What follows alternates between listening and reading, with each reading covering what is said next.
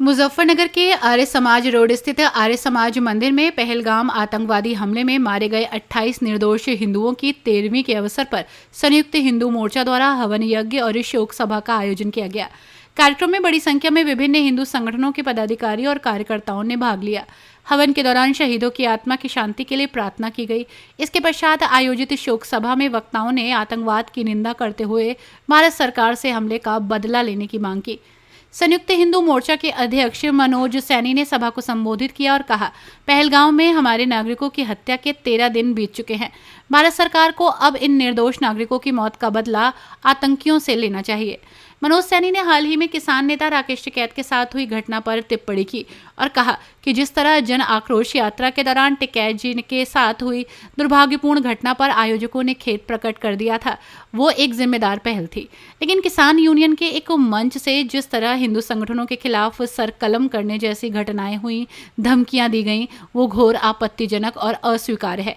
उन्होंने सांसद इकरा हसन पर भी निशाना साधा और कहा कि कैराना से हिंदुओं का पलायन कराने वाली इकरा हसन जब हिंदू संगठनों को आतंकवादी कहती हैं तो ये उनकी राष्ट्र विरोधी मानसिकता को दर्शाता है। इस मौके पर कृष्ण गोपाल मित्तल, संजय अरोड़ा, डॉक्टर योगेंद्र शर्मा, सुनील तायल, राधेश्याम विश्वकर्मा, नीरज शर्मा, सचिन सिंगल, मुकेश आर्य, अमरीश गोयल, संदीप पुंडीर, संजय, अर्चित आर्य आदि लोग मौजूद रहे। किस तरह का कार्यक्रम रखा गया था, क्या हुआ? पहलगाम में आतंकवादी द्वारा जो हमारे 28 हिंदू मारे गए थे, आज उनकी 13वीं के अवसर पर संयुक्त हिंदू मोर्चा के द्वारा हवन यज्ञ व शोक सभा का आयोजन किया गया और सभी हिंदू नेताओं ने शोक सभा के माध्यम से उनको श्रद्धांजलि अर्पित करी। व भारत सरकार से मांग करी कि आज 13 दिन पूरे हो गए हैं, परंतु अभी तक भी आतंकवादियों व उनके समर्थकों के खिलाफ कोई ठोस कार्रवाई नहीं हुई है। अतः वो जल्दी से जल्दी आतंकवादियों के खिलाफ ठोस कार्रवाई कर उनकी मौत का बदला ले। आज इस तरह की मांग शोक सभा के माध्यम से हुई है। काफी दिन हो चुके हैं, अभी तक कोई बड़ा एक्शन सरकार का नहीं हुआ है। यही हमने आज मांग करी है कि आज 13 दिन पूरे हो गए हैं और 13वीं का बड़ा महत्व होता है, तो अब इसमें देर न करी जाए और सख्त एक्शन जल्दी जल्दी लिया जाए। साथ ही जो अभी जन आक्रोश रैली में टिकैत जी के साथ में घटना घटी, उस मुद्दे पर चर्चा करी गई और इस विषय में संयुक्त हिंदू मोर्चा का स्पष्ट मानना है कि जो भी व्यक्ति उस जन आक्रोश रैली में आया है वो बुलाए हुए हैं ना बुलाए हुए हैं, वे स्वागत के योग्य हैं। और जो वहाँ पर हुआ वो बहुत ही अफसोसजनक हुआ और उसका सभी हिंदू संगठनों को बेहद अफसोस है।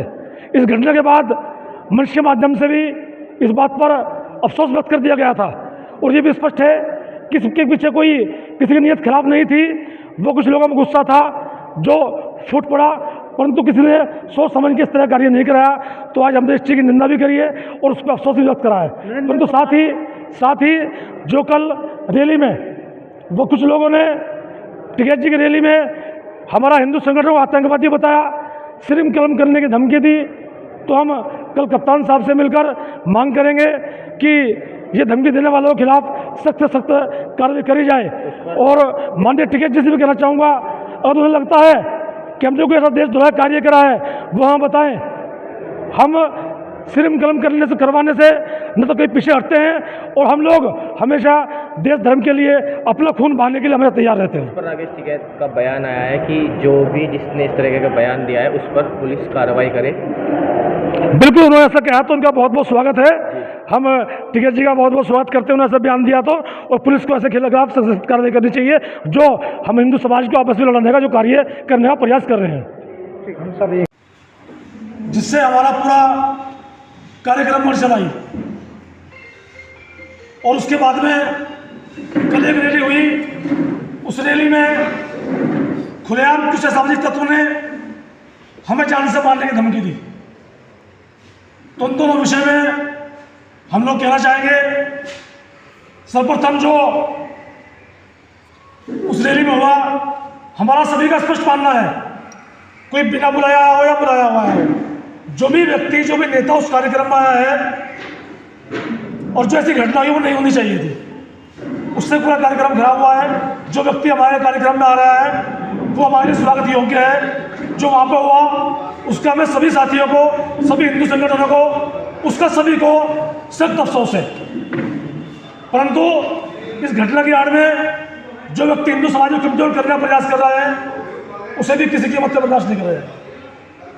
और साथियों, जो वहाँ एक व्यक्ति ने कल श्रम कलम करने की धमकी दी, खुलेआम जान से मारने की धमकी दी, कल हम सभी लोग कप्तान साहब से मिलकर उसके खिलाफ कार्रवाई की मांग करेंगे।